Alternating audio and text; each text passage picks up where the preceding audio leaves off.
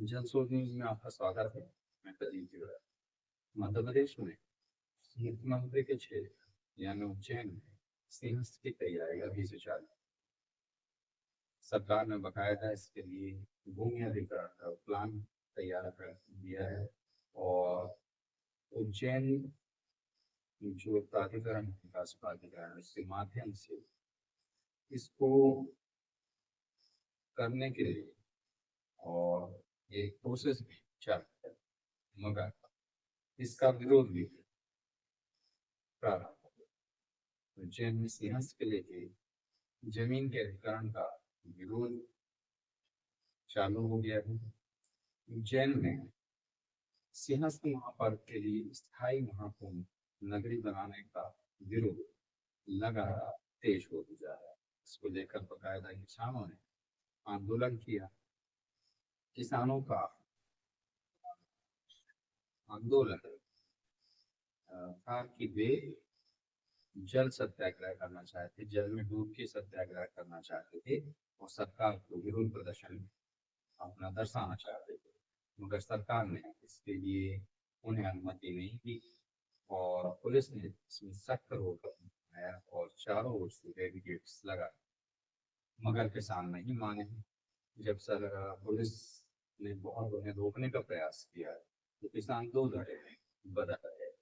एक धड़े ने जाकर चक्रतीर्थ शमशान घाट जल सत्याग्रह किया और दूसरे धड़े ने चकाचौंध स्थिति निर्मित। किसान बहुत गुस्से में नजर आया। उनका कहना था कि वे सिंहस्थ के लिए स्थायी रूप से जमीन देने को तैयार हैं। वे इस सिंहस्थ को अस्थायी भूमि तो दे सकते हैं, मगर स्थायी रूप से वे इसे देने सक्षम नहीं, क्योंकि वो बर्बाद हो जाए। वे जमीन अधिग्रहण की पुरानी योजना की मांग कर रहे थे, जिसमें अस्थायी रूप से सरकार निर्माण कर रही थी और किसानों की भूमि भी अस्थायी रूप से लिया गया।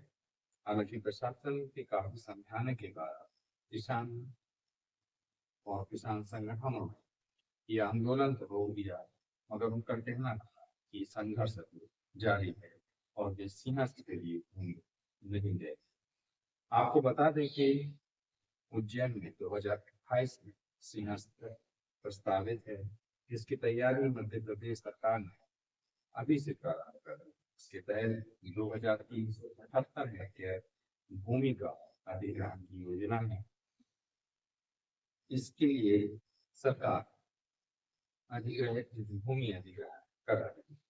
पहले यह जमीन अस्थायी रूप से ली जाने वाली थी, मगर अब सरकार इसके स्थायी निर्माण करना चाहती है, जिसका किसान संगठन विरोध कर रहे हैं। किसानों का कहना है कि यह जमीन जो स्थायी रूप से वो तैयार है, क्योंकि सरकार की नियत पर संदेह है, क्योंकि ज्यादातर किसान छोटे हैं और इस तरह से उनकी स्थायी भूमि रहने पर वे बेरोजगार हो जाएंगे, वे सड़क पर आ जाए। इसको लेकर किसान आंदोलन करने के लिए रविवार को इकट्ठे हुए, जिसे पुलिस ने बैरिकेड्स लगाकर रोकने का प्रयास किया, मगर फिर किसान दो धड़े में पड़कर इस पूरे आंदोलन को अंजाम पहुंचाया। एक धड़े ने जल सत्याग्रह किया और दूसरे धड़े चकाचौंध किया, जिससे उज्जैन में एक आपातकालीन की स्थिति बन गई।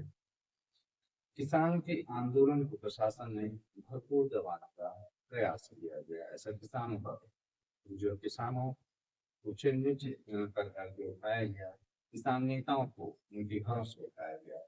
आंदोलन कर किसानों ने उनकी रिहाई की मांग की। किसानों का कहना था कि लोकतंत्र में विरोध करने का अधिकार सभी है, फिर सरकार उनसे इस तरीके से क्यों पेश आया। किसानों को जो स्पष्ट रूप से आपत्ति है उनमें शामिल है यूडीए उज्जैन डेवलपमेंट अथॉरिटी को सिंहस्थ की तैयारियों की जिम्मा क्यों दिया गया, जिसका ट्रैक रिकॉर्ड खराब। दूसरा, सिंहस्थ क्षेत्र में किसानों घर पशुओं के लिए बाड़े, फसल रखने के लिए वेयर हाउस तक बनाने में इजाजत नहीं थी, तब फिर सरकार यहाँ पर और स्थायी निर्माण क्यों कर रहे हैं? तीसरा, छोटे किसान अपनी बचत की 50% भूमि अगर सरकार को दे दे तो फिर भी जाएंगे कहाँ, खाएंगे? इतनी बड़ी मात्रा में स्थायी निर्माण करने पर साधु संतान को कहाँ जाए? पांचवा, उज्जैन को आध्यात्मिक नगरी से कंक्रीट की नगरी में परिवर्तित क्यों किया जा रहा है? आखिर सरकार कब चेतेगी? इतना सारा जो विध्वंस है उसको देखने के बाद भी सरकार चेतना। लैंड पूलिंग स्कीम में किसानों को आधी जरूरत से वंचित क्यों किया जाता है? किसानों को सिंहस्थ की वास्तविक योजनाओं की जानकारी क्यों नहीं दी जा रही? इन सब पर किसान बहुत नाराज हैं और सरकार से दो हाथ करने को तैयार है। हालांकि प्रशासन के आगे किसकी चली है? निश्चित रूप से इस क्षेत्र पर सिंहस्थ होगा और सरकार ने अगर सोच लिया है कि यहाँ पर पक्के निर्माण जिस तरह किसान धराशायी हो जाएगा, ऐसा होता भी रहा है, ऐसा ही होगा, क्योंकि जो वर्तमान समय चल रहा है वह अर्थतंत्र पर चल रहा है। अर्थ सबके सब पर चल रहा है, चाहे वह आध्यात्मिक नगरी क्यों ना, महाकाल की नगरी क्यों। कब हमारे जो नवनिर्वाचित प्रतिनिधि, इनको ये समझ में आएगा आध्यात्मिक नगरी, आध्यात्मिक क्षेत्र जो है आलिशान का उससे कोई लेना देना है। ये आध्यात्मिक क्षेत्र अपने आप अलग अनुभव है, जिसे आप अपने आलिशान महलों से, आलिशान कंक्रीट के जंगलों से नहीं उठा सकते। धर्म को धारण करने का क्षेत्र है जिसे उसके वास्तविक रूप में ही रहने देना चाहिए, मगर सरकार मानेगी ऐसा लगता है। हम आपकी आवाज को उठाते रहेंगे, जो जनस्रोत हमेशा उठाता एक पत्रकारिता और बुलंद आवाज में देखना चाहते, तो लाइक और सब्सक्राइब करना देखते रहिए जनस्रोत। नमस्कार।